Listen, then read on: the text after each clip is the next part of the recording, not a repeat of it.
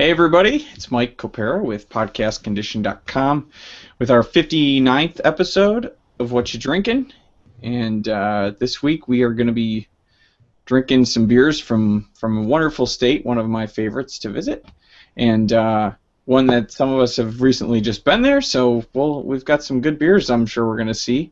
We're going to be drinking beers from the state of Colorado, and Brandon's there somewhere. He's finishing up watching a TV show, I think. And Dan and Skylar has joined us for this week's show, so thank you guys.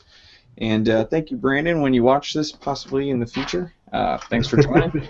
And so I'll let you go first, Dan. You've got yours poured already, I saw, so let's see what you got. No, I just took a sip, too.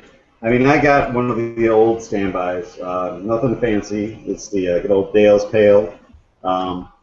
It's clocks in at a mighty 6.5%. I forget what the IBUs on this are. I mean, it is for just a flat-out pale ale. It is definitely flirting with being an IPA. Yeah. That's it's got a nice kind of tangerine, coppery look to it. You know, kind of that candy citrus smell and,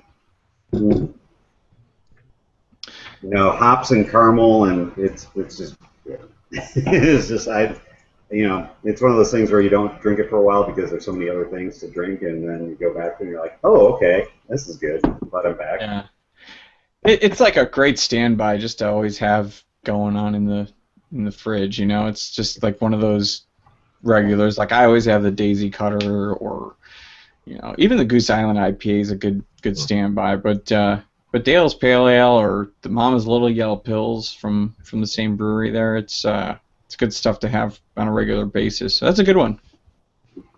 Let's see, Skylar, what you got there? So let's preface this with the fact that you just came from the state that we spun last week on your honeymoon. So you hopefully you're bringing something good to the table here. No pressure. I definitely came back with a lot more beer than I went up with, so I say that's a win. I'm going all out Colorado with this one. I've got my awesome bottle opener. I got it left hand. It's a Railroad Spike. Railroad Spike. That's awesome. That's awesome. This thing is hefty. I like this. My favorite opener. Got that at left hand. Where'd you get that again? Left Hand Brewing. Nice. And the best part is, if someon tries to steal your beer, you can beat them off with that. Oh, yeah. No one's going to try to steal it. That's right. I've got my Breckenridge glass, and then the beer I brought is one of my favorites while I was up there is Trinity Brewing up in Colorado Springs. I've got their Red Swing Line, which is one of their Office Space beers. Oh, that's awesome. Nice. And this thing, like everything I've had from them, has just been over the top, like top beers that I've had. And this one is interesting. It's an IPA brewed with coriander and tangerine, and then it's fermented with both Brett and lacto, and then aged in French white oak barrels and dry hop. So it's kind of a crazy beer. Lots of funk, lots of sour. Pretty low ABV. I think it's 4.1%. But with what you're getting from it, it's pretty awesome. Can we see it again? Mm-hmm. Here's the bottle. And again, that's from Trinity Brewing. It's a pretty light colored IPA. Yeah. Especially for Beautiful. something being barrel aged. It's a good looking beer. Mm-hmm. It's a good tasting beer. It's nice, man. Cool. So Brandon, what do you got there? Well, right now, going with New Belgium, 1554. It's definitely one of my favorite craft brewed dark beers. That's rarely available in 6-packs in most places, unless you don't get New Belgium. But there you go. It's about 5.6%. Smooth, easy drinking beer, but also very flavorful and tasty. So definitely one of my favorites. Every now and again, I always try to make sure I buy a 6-pack of it. Nice. Well, I just kind of happened to come upon this beer. I didn't really know it was the 20th anniversary for this brewery, but the the Great Divide Brewing Company started in 1994, so this is their 20th year anniversary, and this is their 20th anniversary Belgian style ale that's brewed with grape juice. Hmm. So I thought this would be a different color, but it's definitely it smells great. I mean, but with grape juice, I thought it would. I don't know. I guess this isn't really that surprising, but it looks really nice. It didn't pour too much with a head. It was very, kind of what it looks like now when I first poured it. So, but the bottle is cool. It comes with like an aluminum wrapper on the top that you cannot peel off for the life of you. So you just kind of have to rip through it. But this is yeah, it's a cool beer. It kind of caught my attention. So I got this actually at a store that opened up probably like a block from Half Acre, so not too far from my place, just a little bit over a mile. So I walked over there a couple days ago, and it's really cool how they set it up. It's actually divided by region. So state, so they've got a section for local Chicago breweries and Illinois breweries, and then Wisconsin, Michigan, Indiana, Texas, whatever, whatever they have, and then other areas from around the world. So it's set up pretty cool. It's called Bottles and Cans, which is also a nice little play on Beck, a song from the '90s. So going all the way back to '94. Here we go. So yeah, it's a cool little place, and it was neat. They had like a big screen TV on the wall and a couch. I don't know if you could sit there and drink, but it looked like a really nice and inviting place. So yeah, I highly recommend it if you're local to Chicago. And of course, did not really even start the show as we normally do to bring up another sponsor of ours. Not that Bottles and Cans is a sponsor, but I did give them just a nice little plug. But we're normally sponsored by Puerto Rico Food and Liquors here in Chicago as well, in the Humboldt Park Ukrainian Village neighborhood. And they're located at 2559 West Augusta, and that's at about Rockwell and Augusta. Their telephone number, if you want to give them a call, ask for Junior, and he will let you know what he can get.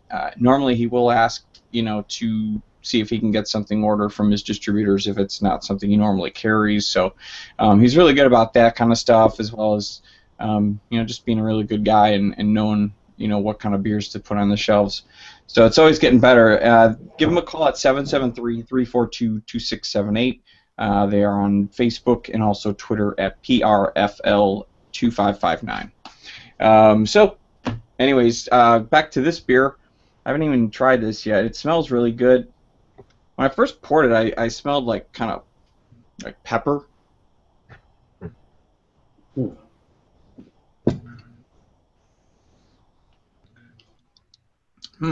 That's awesome.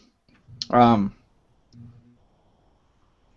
kind of changes. It's not like really boozy. Like it's 8.2%, and you don't taste it. There's a little bit of sweetness, I think, and then it kind of goes to tart, which I assume is from the grape juice that they mention on the bottle. But I don't know, this is worth checking out. I don't think it was too expensive either. It was something around $8, $9 maybe for the bomber. So yeah, this is worth the money. They even put like suggested food pairings on the bottle and everything. They say it's something to share. But yeah, it's a good example of another great beer from Great Divide. I haven't had one of their stuff in a while, so it was nice. I actually had that one on tap at the brewery when I was over there, and I gotta say, it just gets better as it warms up too. Yeah, I just took it out too, and I was kind of like, I wish I had kind of done that like a half an hour before we started, but we'll let it sit there and get better. Plus, I'm the only one home tonight, so I'm drinking this whole bottle myself. Because I get to work tomorrow from home, so So, what's going on in your guys' neck of the woods? Any beer festivals? Is it warming up by you guys at all yet? Where that stuff's happening yet? Mostly just had a lot of rain lately. A lot of American craft beer stuff going on. Different bars in the area have been doing different stuff every night of the week. And of course, also ended up one of the bars also managed to get 4 kegs of from the St. Arnold's Bishop's Barrel series, which I did a flight of that, Skylar. The 2 with Brett, Yeah, and I had the 4, picture of 5, that. and 6. So that was pretty delicious. Of course, I really love the 2 with Brett. Got to try the from Prairie. Got to try their Prairie Bomb. It's supposed to also be Imperial Stout with a little bit of ghost pepper, but I didn't get much of that. So there you go. It was still a really solid beer. Haven't done any other event stuff lately, so sure some other people might have. So we'll see. We're not seeing much like American craft beer week.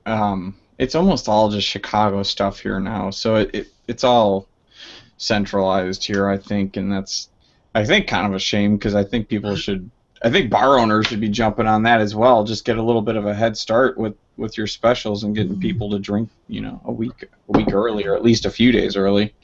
Well, in fairness, there was a festival just over the weekend in Chicago. That was on Saturday, wasn't there, over at Soldier Field? Was that last weekend? Yeah. So That's cool. I don't know if that was associated with the American craft beer week or not. But was that just last week that was American craft beer week, or? I don't know. When did it start, Brandon? It wasn't it just. Monday. Oh, it was Monday. Okay. Oh, just this Monday. Yeah, Okay. we start on Monday, ends on it's just a Monday through Friday thing. So it's kind of strange. Okay. I wouldn't mind seeing just a week-long thing to carry on in the weekend because, well, there are people that have their off days and strange days. So you'll actually do have weekends off. So maybe that'd have been nice, but I don't know. Yeah. No, it's nothing. No, it seems like we've got the big Chicago Craft Beer Week coming up, and then after that, there are a whole bunch of festivals that are coming up at the very end of the month, and in the very beginning of June, at least up here in Lake County, because we got probably 2 of the 3 biggies happening. Like in the last week, it was May 31st will be Grays Lake Craft Beer Festival, and June 7th, I guess, would be the Saturday after that. It will be Mundelein Craft Beer Festival. Both in I think it's the 2nd year for Grace, like it's the 3rd year for Mundelein. So both of those are they're getting bigger too. I just looked down the list and they've got a lot of nice breweries, not only from the Chicago area but from around other climes as well. Excuse me. But yeah, you can definitely tell the season's firing up around here at least. I just saw somebody posted. Well, just a little bit background before I repeat this joke. The Beer Under Glass festival just sent emails to all the ticket holders that this year it's going to be all outdoors, and I guess because they took a lot of hail damage. That last storm that we had last year, it was pretty bad, or was it the year before even? I mean, they're still. No, it was last year. Yeah, it was last year. Yeah, I mean that makes sense otherwise. So they're gonna have to put up a bunch of tents, and hopefully there's enough room for everybody because it's a good possibility of rain tomorrow. Yeah, well, and I was going to say, actually, looking at the email, they were saying we won't have that many tents. So it's sort of like, dress for the weather, and they keep on stressing that too. Dress for the weather, and I'm like, okay. Yeah. So, but that is hands down. That was the best Illinois Beer Fest I've ever been to, and that was just last year, the first time I've ever been there. So it was really good. I look forward to it. It's gonna be awesome tomorrow. What breweries are you looking forward to the most? For me, it's Penrose because I've not had anything from them, and all I do is hear just amazing stuff about them. I'm kind of curious about Big Shoulders because I haven't seen. I'm kind of curious about some of the newer guys that are floating around. Flusk would be one I would be interested in seeing because I've been needing to try some of their stuff for a while now, and just I've had almost the opportunity, and then it's just going to pass it by. But they're and they've been around for a little while. They're down near Naperville. I forget where they are. It's they're not too far from the Yorkshire Mall, I think, down up there in the western burbs. Now I'm curious to see what Goose Island is bringing. And Three Floyds too, because was Three Floyds there last year? I believe, yes, because I remember having some zombie dust. So okay, so I'll be curious to see if they have anything that's not kind of regular taps for them. Just generally speaking, that's what I'll be looking for too, is the unusual. But it almost looks like there's so many there, it's going to be hard. I'm almost glad that I accidentally had to get the VIP ticket because that gives you an extra hour to kind of maybe take in one or two or three more breweries than you normally would because there's just tons of them. Yeah. There is a lot. I mean, yeah. we missed a ton last year that I didn't even know were there because when you go outside, you kind of get lost, and then going back inside, there were areas of the building that I didn't even know existed. And then we realized they were maps that were being handed out in a certain area that we were not, and we didn't know.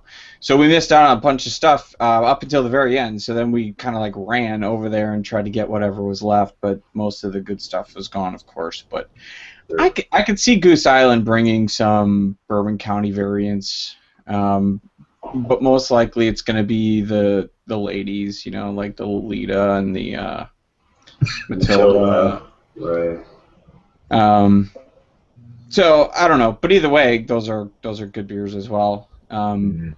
But they just had their 26th anniversary, and their party. They were, I think, raffling off or offering off the ability to buy some like Bourbon County Rare. Mm-hmm. So that I was a little jealous about that because I actually got to have some of that at Dark Lord Day, because I saw somebody in line that I knew, and he's like friends with somebody that works at Goose Island. So the guy just like reached over the line and just poured some Bourbon County Rare into my cup, and it was amazing. So I don't know how rare it is anymore because it seems to be like it's been popping up a lot lately. and they're making it again. So why? I mean, the whole point of that beer was that they were not going to do that beer anymore. Right. And I heard that they're doing it again. So we'll see. When you were selling it at $45 to $50, sometimes places were charging like $65 a bottle. I guess I would make it again too, but. Yeah. You kind of look stupid when you say you're not going to do it again and then do it. Well, I mean, there's kind of a comic book analogy to it too. Is the Death of Superman issue is probably one of the best-selling issues of comic book of all time. Then DC brought the character back a year later, and the Superman Returns issue stuck comic book stores with literally millions of unsold copies of the comic book because people were like, why? Because people were like, wait a minute, this was supposed to be something special. This was supposed to be something rare and collectible and unusual, and you just blew all that by, bringing back. Well, I mean, by first making way too many of the initial issue, so that there was absolutely no resale value for collectors. And then Really? Yeah. So I can see the Rare doing the same thing. It's sort of like suddenly you're not flooding the market like they did with the Superman stuff, but you are definitely sending a signal where this is no longer rare, and so you get a lot of people who are kind of like, okay, so what? I mean, they'll still buy it. There's no question about that. Yeah. Well, Logan's next, by the way. Wolverine's gonna be killed this year. Exactly. And Damian Wayne was killed last year, so. But hey, Jason Todd's been back a few years, so I guess it's okay. Who? Jason Todd was the second Robin that was killed by the Joker. That whole thing. Oh no! I gotcha. Yeah, Jason Todd's been back for years, Dan. I know, but I dead. no, I'm not a comic book guy in the pure sense of the word. I know my stuff to a certain extent, and then I just am so out of touch because I was mostly what would it be, a heavy metal guy, the magazine heavy metal. So that sort of style of art, those are the comics. I was like, okay, yeah, this is cool. Nice. I was always a Wolverine guy. Like when I was a kid, that's all I gave a shit about. Like I didn't even know he wasn't even that popular back then. I don't know, and not in my world as a kid at least. But I thought he was like the coolest badass, and I used to collect all those like comic cards and all that shit. Yeah. I'm sure there's somewhere in a box at my mom's house somewhere too. She actually just dumped a whole bunch of old comics on me. That I honestly have not looked at in probably like 20 years. I would. Man, you're lucky she didn't throw them out. Yeah. I mean, that's the usual sad story. Ugh. But there were some weird ones that I bought, like Wolverine versus Spider-Man, Batman versus Dracula. Oh yeah. Which actually wasn't bad. Like it had a good story to it, but it's like why are these two meeting at all? Well, it's the whole bat thing, Yeah. Dracula turns into a Batman. Yeah, I guess. Exactly. And speaking of which, I saw something on Think Geek. They actually had a picture of, it was a joke picture, obviously, but it was like a Justice League beer series. It was Justice League. That's how you post that. Cool. Yeah. So that's not real? Or That's is it not just real, no, it's a joke. I mentioned on Share Beer last night, I said, well, I better post a link to it, and that way people say, oh, that's what it is. That's what he was talking about. Because Think Geek is actually an awesome site. They sell like really cool little geek toys, but I didn't. So that was a joke. Like how did they? I assume it is because for some reason I just do not see Warner. I've never heard anything about, and I follow comic books pretty well. I'm a big DC Comics fanboy, and I've never heard one of DC Comics licensing beer, and two, if they did it for Justice League, it would not be a Wonder Twins beer. Oh man, watch this! Watch how I'm going to bring this all home right now, man. Okay, I just looked up the Denver Comic Con beer for this year. Yeah. It's Colorado, and it is Breckenridge Brewery. I think they do it every year. They're doing Bruce Wayne for their beer this year. It's the. I just took a picture of that. I'll post it on Google Plus right now. The limited release Bruce Wayne is a hoppy amber ale, a hybrid style with two distinctly different and compelling flavors. This full-body amber ale has an herbal and floral punch of aroma with woody undertones. With a hearty malt base and lively hop character. Bruce Wayne is the perfect beer for the playboy by day and superhero by night. So. Someone was setting that Thank you. Sweet. I'm gonna get a beer.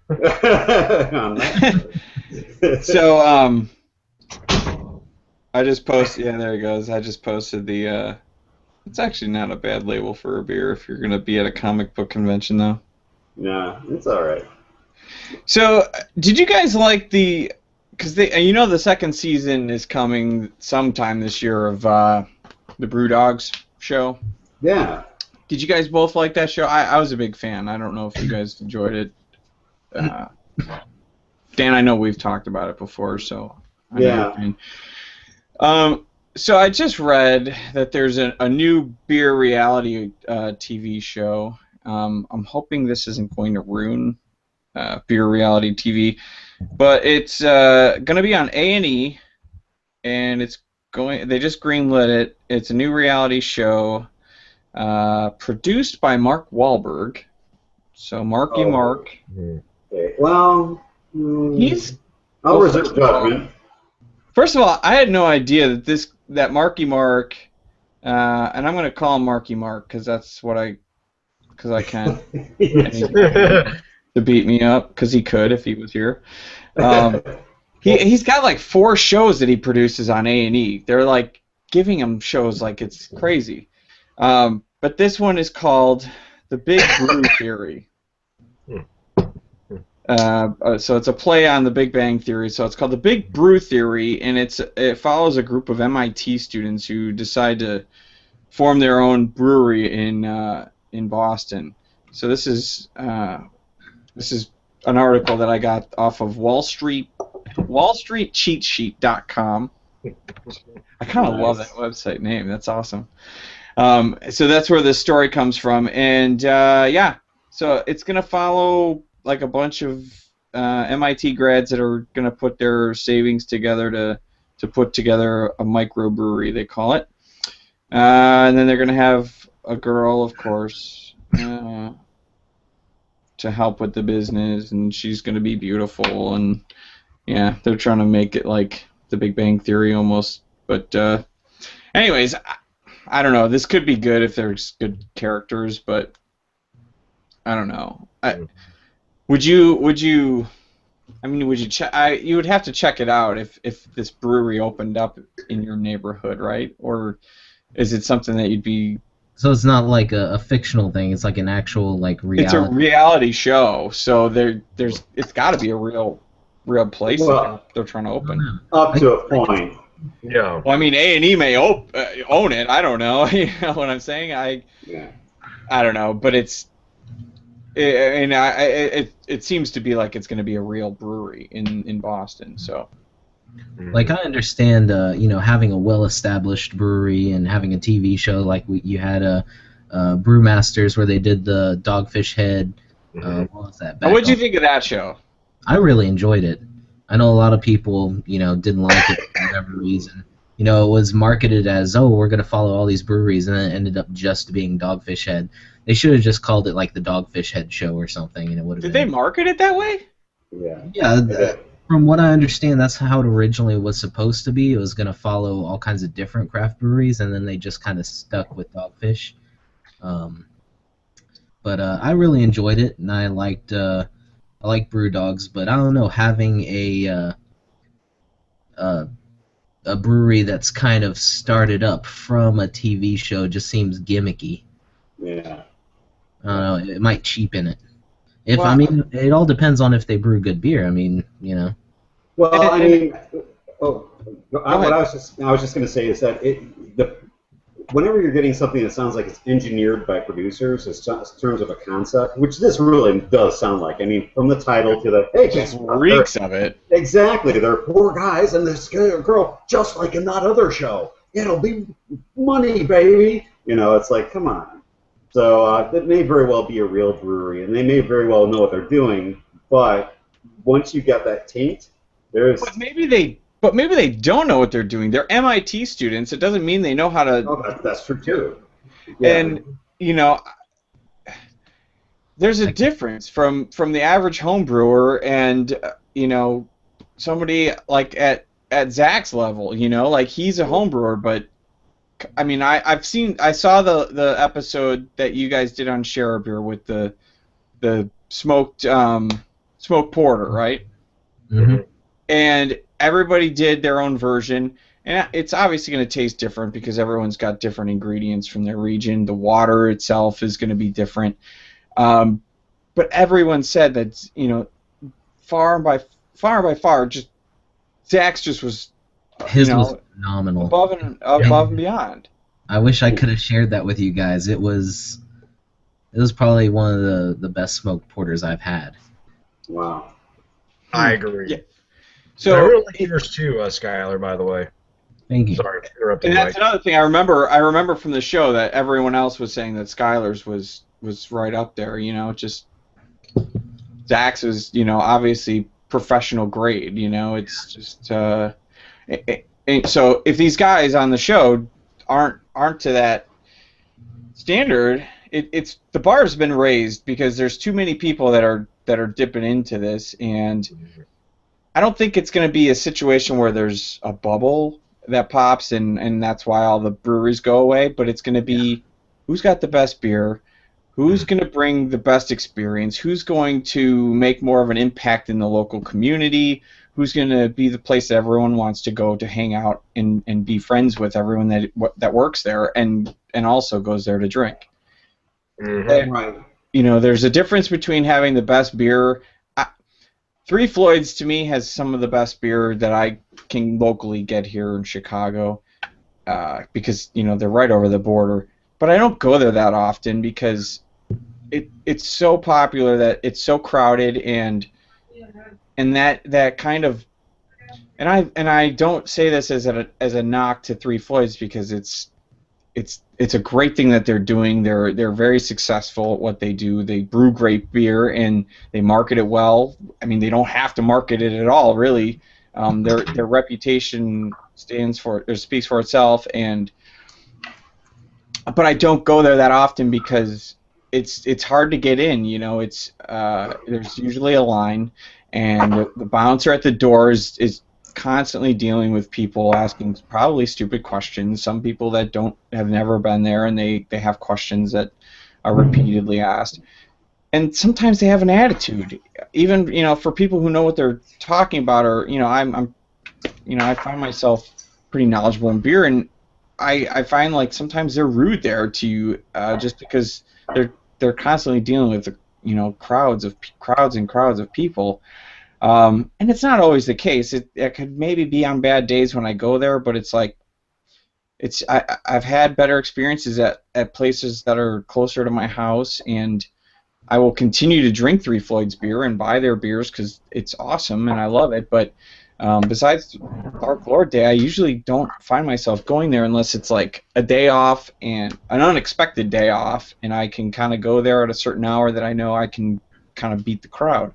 Mm-hmm. But otherwise, like, my favorite breweries aren't always the ones that have the best beer, like I was kind of saying last week with Shorts. So Mm-hmm.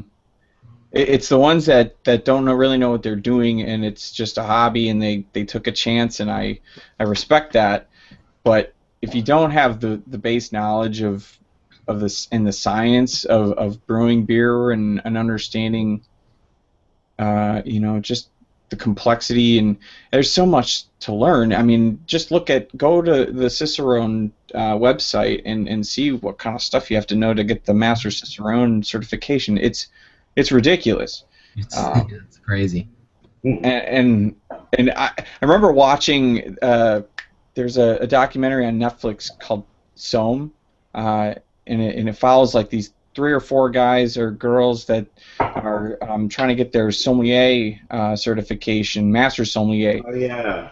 It is brutal, and I mean, it's awesome to watch because you're like, how the hell do they're picking like what region of what country, that the beer, or I'm sorry, the wine was made from, or what grapes the wine was made from, and they do it. They know it. It's crazy, and with beer, I can only imagine it being almost harder, because I mean, I don't think they require you to know regions. I mean, maybe obviously styles, but I don't know, maybe, but I mean, but beer has so many different other levels as well, with, you know, regards to just, you know, anything can change the taste of beer if you have the same, even if you got the same recipe in different areas of the country. So like we were saying before, but I don't know.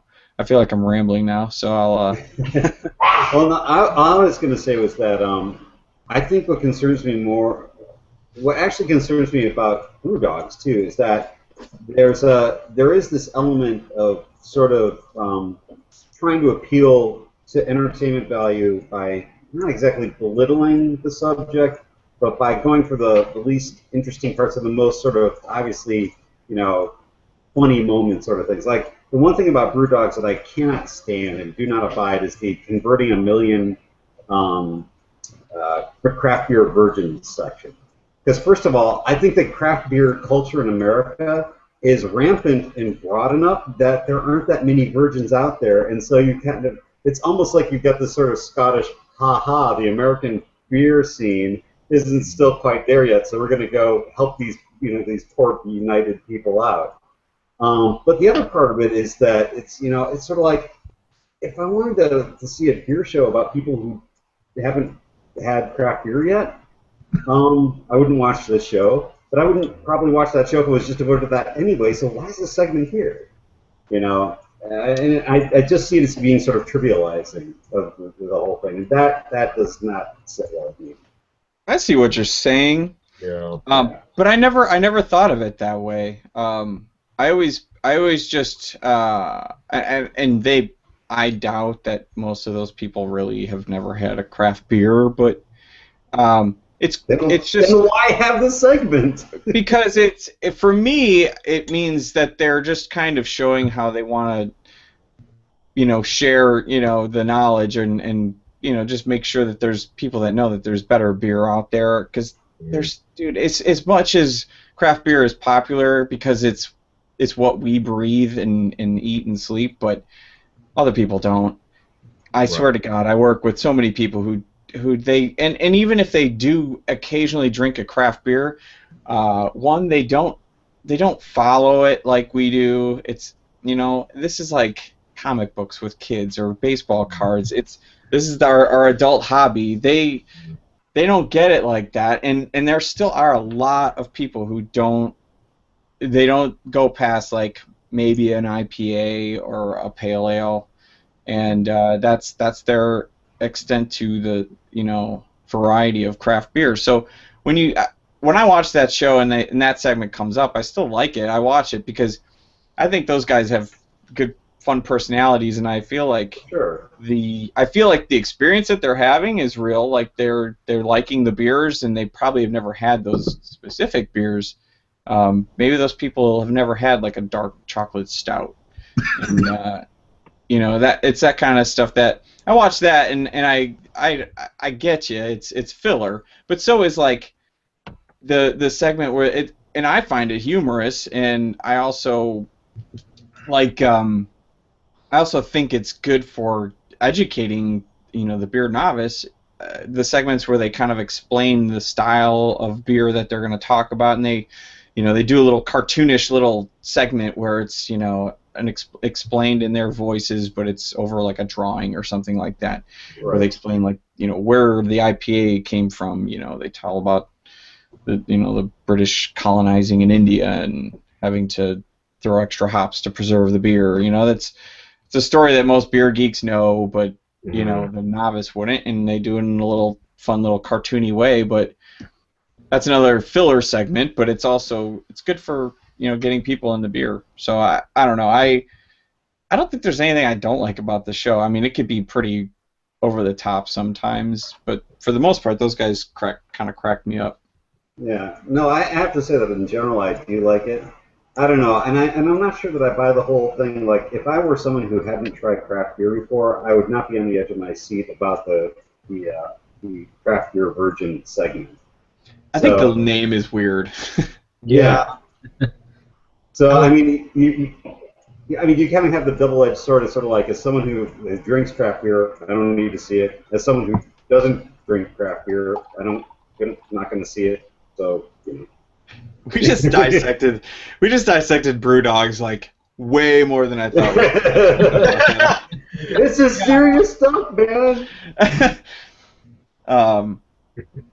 What's awesome though? A little off topic though. I was just told, and I don't know what it's called because my wife just told me she added it to our Netflix queue. But there's a show hosted by the guy. If you guys watch Community on NBC. He's like the dean of the community college. He's like this skinny bald dude. I can't remember his name. But anyways, he's hosting a show where he's going to interview from what she explained to me is the writing staff of like some of the TV's most popular shows. So like Parks and Rec, The Walking Dead, Breaking Bad, and just having the writing staff there and like interviewing them and asking them about like the shows. I was like, hell yeah! I was like, that is like everything I want to see, because some of my favorite things to watch after, like, let's say The Walking Dead or even Breaking Bad, they did it towards the end. When they do that wrap-up show at the end, they did the Talking Dead and Talking Bad with Chris Hardwick, and you get like the writers on that show or the actors on that show, and they tell like just little stories of behind-the-scenes stuff, and man, I eat that shit up. So I am very excited about whatever this show is called. I'm sorry, I'm not promoting it very well, but it sounds awesome. Are any of y'all following Chug? I am not. It's I don't know if you've ever heard of the show Three Sheets. No. No? Okay. Yeah, that's who is the host of that? Zane? Yeah. Basically, Chug is his new show. He kickstarted it, and he basically it's almost like if you ever see Anthony Bourdain's No Reservations. It's a little like that. He just goes to different cities around the world, finding out their local like homemade alcoholic beverages and what they drink and what the culture is behind it. And originally it was going to be little 30-minute episodes, but it ended up they ended up shooting so much footage that they ended up with 1-hour episodes, and so it's they're going to be showing it on Nat Geo, I think later this year. But for the Kickstarter backers, they're showing the first couple episodes, and I've got a hold of the first 2 episodes, and it's going to be a really cool show. If you're interested in drinking and what different cultures are into drinking and all that stuff, it's worth checking out. That's awesome, man. I'm totally into that. That is. When did you say it's possibly airing? I believe they said it was going to be airing on Nat Geo later this year.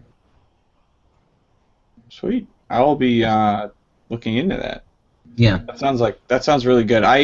That guy, from what I understand, he's pretty much into craft beer too, because I don't watch his other show. I just know of him because I remember there's a guy named Ken Honeymeter. He's on Hopcast. That's a duo of craft beer fans here in Chicago that I've been following since when I got into craft beer. So they've been doing beer reviews for years and years, and they did. I remember following. So I follow one of the hosts, Ken Honeymeter, on Facebook. Is probably where I saw it.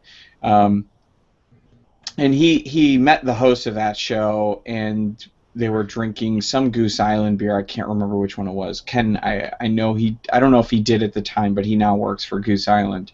So I remember seeing pictures of him drinking with that guy and sharing some Goose Island beers. So from what I understand, that guy's a big, well, obviously a big drinker, but he's a fan of craft beer as well.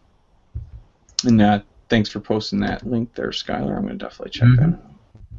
Actually, what's hilarious is if you go to the Kickstarter page, you see the logo where he's like chugging a beer. The mug has got the Zibbits logo on it, and that was like the Polish. What was that episode? Oh God, it was like it was one of our lagers that we did recently. What was the Bach? That was the Bach that I brought to the show. I was like, I recognize that. I know that's a Polish beer. I had that. Nice. This is a pretty cool site. Nice, man. Thanks for sharing that. That's that's very something to cool. look forward to, and not a lot of good television out lately. That's something to look forward to there. Yeah. So I was also reading a cool story about Anchor Steam. Looks like they've got some lagers coming out in cans. Really? They're going to be releasing this nationally. So I'll share what it looks like because it's kind of cool. See if I can figure out how to do this. Yeah. They also have an IPA now as well that I've tried and bottled. It's definitely not what I would even call a West Coast IPA, which is pretty funny considering they're in San Francisco. So, but it's still a solid beer. I mean, don't get me wrong. No, it's almost like their version of Rebel IPA in a weird way, if that makes sense. But it's better in my opinion because, well, I don't really do a side by side, but not a huge fan of St. Adams Rebel IPA. That is California Lager is a decent beer. It is a solid beer. Mm-hmm. Yeah. Here, I'll show you guys what the box looks like. So it's kind of it's cool. It's kind of like old school looking. There you go. What's really cool about this beer, if you see here in the press release, this is on beerpulse.com. You guys can check this out if you ever anyone who's watching this wants to check this out.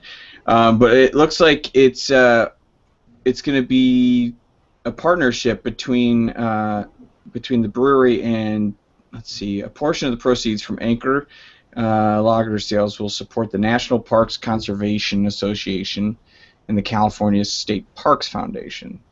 So, I don't know if they ever. I'm not saying that they don't do it, but I never hear stories about Budweiser or Miller or Coors donating stuff to help the environment. So that I think that's really awesome.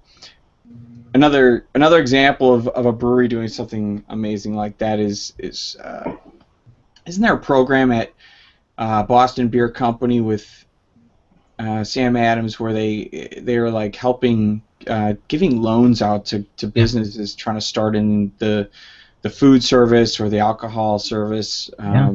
They do a really good job with that. Actually, Sam Adams, their long shot homebrew competition is what got me into brewing, and they do a lot of work giving away money to businesses with really good ideas. They helped us start up one brewery that I was very interested in. I still have not gotten the chance to have any of their beers. I think the brewery name is Mate Vesa. I think they're based in California. I'm a big fan of yerba mate as well as beer, and I always thought it would be cool to mix the two together. And I remember I was on a forum post, and this guy was like, "Oh, I want to start a brewery brewing beer with yerba mate." And a couple years later, here they are getting money from Sam Adams to do it. So one of these days, I'm gonna try that beer. Nice. I would. That's so sweet. Yeah, I was just listening to Shorts has a podcast called Shortscast, and they were at Savor earlier this year, so they did an interview with God, his name's going by me now. The owner of Sam Adams. Come on, Jim Cook. Yeah. He was talking about that program, and not only do they actually give funding, but there's like coaching involved with that program. There's a lot of education that they provide as well, and it's just something that you see in the craft beer world, but you don't see with it's not helping your bottom line, so it's not something that you see the bigger guys doing. I'm not saying they don't, but I don't hear about it. So, so I don't know. I thought that was a cool story. So kudos to Anchor for that. That's going to be released nationally, so I'm going to buy myself some of that because I'm a lager fan, especially if it's a good lager. Mm-hmm. And it's summer, even though it doesn't feel like it here in Chicago yet. Not this week. What is it like? Is it like 53 now? It's like we're still in the 50s. It's ridiculous. It actually started cooling down again. So. Yeah. Because we were in the 80s. I actually had my air conditioning on like 3 days ago. Oh man, I'll tell you one thing though. It's definitely heating up on some of the beer here. Oh my God! Did you see this in Beer Pulse? This was like this was last week, I think. 40 new Illinois breweries going for licensing this year, hoping to join 85 licensed breweries. That's like 40, half again the number of breweries that are already active in the state of Illinois. Oh my God! That sounds like it, dude. Everybody, I can't go to a beer bar without like talking to the bartender, and he's like, "Yep, starting a brewery, like coming out in like 2 weeks or 2 months." It's crazy. Yep. It is. That's half of what already exists. That's crazy. But that's more than just Illinois. I mean, granted, one way to look at that though is like because Skylar was talking about Colorado and about how you go up into the mountain towns and all these mountain towns have like 2, 3 small breweries. Now, were we talking about that before the show or during the show? because I think that might have been a little bit before the show, but you're right. You know, a lot of people are scared that, oh, wow, you know, you're going from, you know, this many breweries and then you're almost doubling the amount of breweries in, you know, so many years, you know, isn't that going to, you know, affect everything? And no, you know, it just means you've got very extremely local things. As a country, we've kind of gone from local small mom and pop shops to, you know, huge conglomerates like Walmart and stuff like that. I feel like we're going back to, you know, small local places because you just get better quality and usually better service from places like that. So it's no different with beer. You know, in Colorado you have hundreds of breweries and they're all like right next to each other, but they all coexist and actually help each other out. It's kind of interesting. You know, like you were saying earlier with the Anchor Lager, you know, it's going towards the state park preservation, things like that. I don't think there's a single beer I bought in Colorado that wasn't going towards some charity or some cause to Really? keep Colorado looking like Colorado. So there's a lot of, you know, there's a lot of camaraderie within the craft beer community on staying local and helping out other businesses local to you.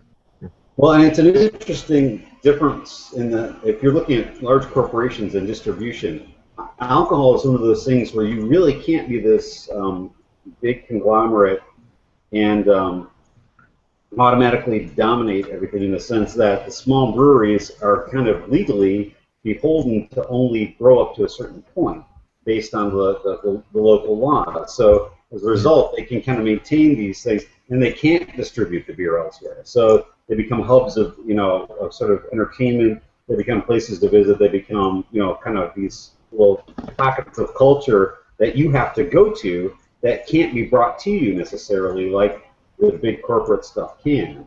And as soon as the big corporate stuff absorbs it, then it kind of cheapens what's there and kind of, you know, ruins the mix because they have to make it work in a business model that is definitely not a microbrew thing. I mean, Goose Island is, I don't know if they're an exception to that or if they're trying to make that work because they do make it work. I mean, Bourbon County Stout is still Bourbon County Stout and it's still tasty and, you know, they do lots of good beers, but then you look at the other side of the coin where they've got this new line, which is the 312 line, which used to be their summer wheat beer, and now it's become this line that is a logo unto itself, brewing pale ales and other, you know, beers, and I have no idea what the quality of them are. I haven't tried. I will say one thing about Goose Island now, though. I mean, they are pumping out new beers left and right. I just saw another one coming out called the Ogden, which had a pretty neat label. You know, it's like the Illinois just came out. There's a lot of good hoppy beers coming out of Goose Island right now, and I mean, no complaints. There's a lot more Bourbon County to go around. I mean, the quality has not gone down. No, and I don't mean to say that at all. As a matter of fact, that's why I bring up Bourbon County Stout. I wasn't saying you were. I thought you right. were saying just that. I thought that's what you were saying. Yeah, I mean, essentially, but I guess what it all kind of comes down to is that it's going to be this weird balancing act because when you start having this sort of, I don't know if it's a split personality or dual personalities or what have you, where you've got like their 312 line on one end, and then you've got like Bourbon County Stout on the extreme, and like the little ladies, the Matildas and the Sophias, and those are obviously. So it's almost like you've got two sets of flagships going. You know, you've got sort of like your trench huggers, which are going to be the 312s. And then you've got your sort of rarefied knights in shining armor, which are over here. And how culturally do you maintain that and still make money at a certain point? I don't know. Well, it's not. I don't think that's any different than a lot of other breweries. It's just called a series. You know, like the. Those are Belgians. That's that series, and then you've got the Bourbon County series, and you've got the, all these new ones that are coming out that are kind of like some of them are local to Chicago, but all of them have like kind of Chicago-ish names. So and then the Green Line series. I don't know. I kind of see it as that, and that's not different than a lot of other breweries are doing kind of similar stuff. I would think. I see what you're saying, but that's not how I saw it either. I just see it as like just another line. Like I said, this is like baseball kids, or baseball cards for adults, man. People just want Yeah. they just want to they see a new fancy little toy that just got released and they want to snatch it. They have to, it's people eat that shit up, and I'm one of them. I kick back a little bit more on that because it's a lot of money. But there's a lot of beers out there, and there's so many. Like I said, they call them series basically, and Right. they sell, especially because there's collectors out there that need to have the whole series. And I think that's why they do it. I mean, if not, that's what's happening, I think. But if what they're doing is intentional, it's a good move. It's smart. Because I'm a nerd. I love collecting shit. I got I have to have what just came out. I think we're all kind of like that in some way. Yeah, maybe a little. I mean, I'll admit, I stood in line once for the very first iPhone I ever owned. I was one of those asses that stood in line for hours. I never ever did that again. That was so stupid. But people still do that, don't they? Like, you see it on the news all the time. It's like, dude, order it online and just stay home. It's cool. Like, the phone will get there eventually, and it's not gonna they're not gonna update it yet by the time you get it. So, But will you stand in line for beer? Yeah, for sure. There you go. We did it like a month ago, man. Exactly. So no, we're gonna do it again tomorrow. Exactly, but I mean, like, for the releases, I mean, and that's what's kind of funny is because those are it's like 1,000 different iPhones. It's like 1,000 different iPhone releases. I know. It's crazy. No, it depends on the beer, because I even texted you like 2 weeks ago when Half Acre released their Galactic Double Daisy Cutter. I went there right after I finished work because I was like, I'm gonna beat the crowd. It's 4 o'clock. Everyone's still working. I got there and there was like at least a 45-minute line. It would have been, and wow. If I didn't have something else to do, maybe I would have stayed. I probably would have, but my wife was expecting me to, get the beer and just come home, and then we were gonna go off to do what we were doing. So I didn't really have the time to stand there, but I would have. I would have. No, and I just had that on last Friday, and I understand because it's really good beer. Yeah. I can't wait for them to get it on the taps at the tap room. Like in the next week, they should. Because when they release the bottles, they said in about 2 weeks. Half Acre will be at the fest tomorrow, and they could have that there. It'll be there. It'll be there. I'm pretty sure it'll be there. Yeah. That's the other cool thing is the breweries that you normally see. Last year was a little. I don't want to ever say letdown because it was, like I said, the best fest ever in Illinois that I've ever been to. But they brought like brand new stuff to the table. A lot of the breweries that are mostly new or were newer then. But I just had them because they were all at the 25th anniversary block party for Goose Island. So I don't know.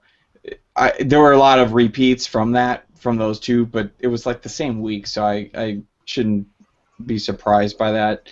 I'm not disappointed by any means. It was really good. But the other cool thing that I'm going to this weekend is the Sunday Fun Day at Goose Island's new barrel house.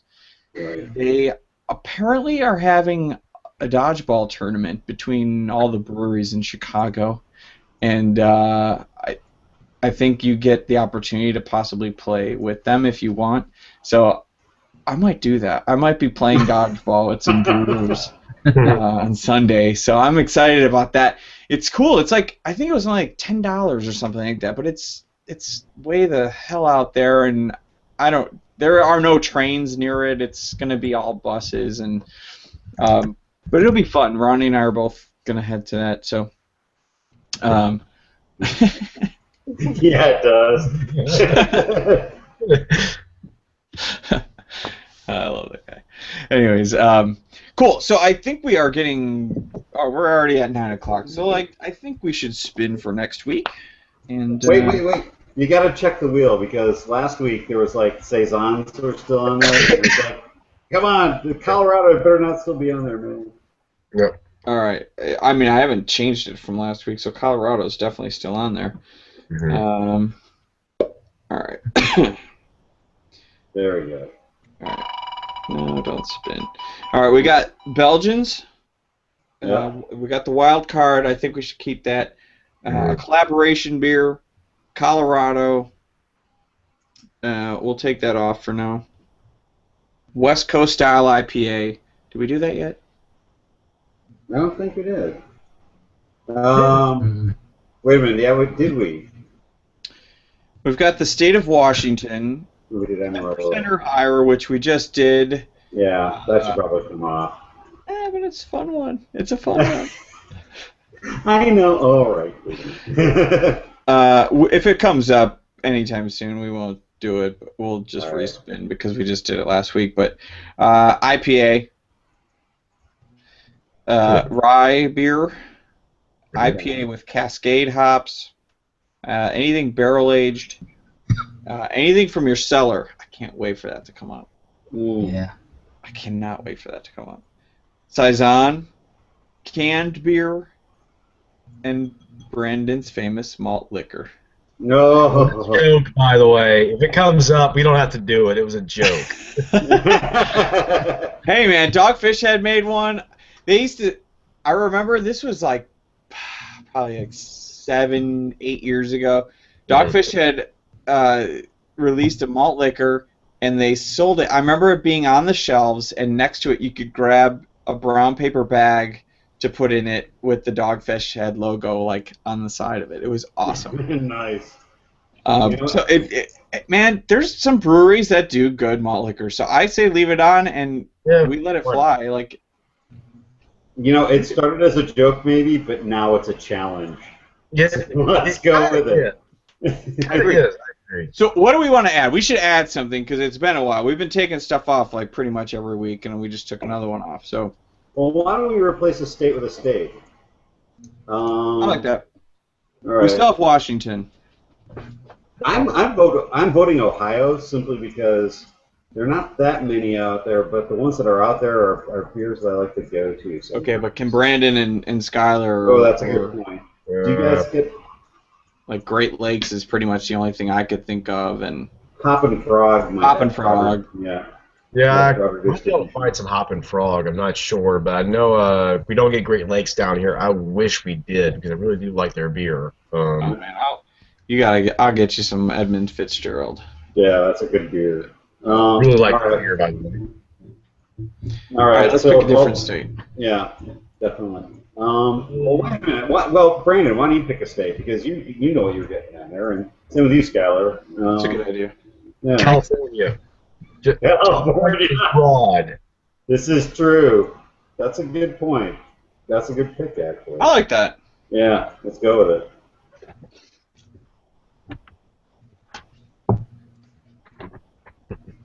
All right.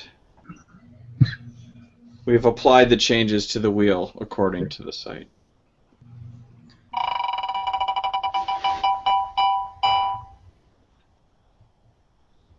Saison, no! Why is that still on there? We- Would you take that damn thing off? Getting yelled at I because know. of the wheel. Such revulsion towards Saisons. Wow. Nice. It did Sure. that last week, too. That did it last week. Evil. Dan's talking second. The state of California. See what happened? There you go. Comes up. You are like magic, Brandon. I don't know. I wish you were like good at gambling or something in that way, but it's like, what? No, How can you do roulette? I mean, it's a wheel. I mean, how good? Let's go to Vegas, man. I'm not Every that time. good. Trust me. Every time you add something, it gets called like that week. It's hilarious. I kind of love it. But it's always Saisons before that. So, I'm there gonna you go. bring California Saison. There you go. I knew someone was going to go there. That's I think awesome. Stone just put one out, actually. Could do that. The brewery does have a saison, and I had that on the show not too long ago. So I think I just put one of those in my cellar. Yeah. You just had someone had the Firestone Opal for the last one, which is one I would bring. I mean, if I'm going to bring a saison, that's the one I'm going to bring. That's Firestone Walker's got a good one. So. definitely might bring something from the brewery for next week's episode, most likely. Ooh, that's a good one too. That is a good idea. Yeah. Cool, guys. Well, thank you guys for joining, as always, and excited for next week. But I will see you tomorrow, Dan, at Beer Under Glass. Cheers to that. And I'll be also drinking at Goose Island, like I said before. So we'll have some stuff to talk about. Brandon and Skylar, you guys going to any fests or bars or anything like that? No current plans. Nothing really coming out right now. All right, so an unexpected bender should happen between you guys, so we can have some stories to talk You about never next know. week. Exactly. Right. So, all right, guys, thanks a lot for joining us, and everybody that watches either live or recorded on YouTube, thank you for watching. Pass us along to your friends and drink along with us. So, cheers. Cheers. Cheers. Cheers.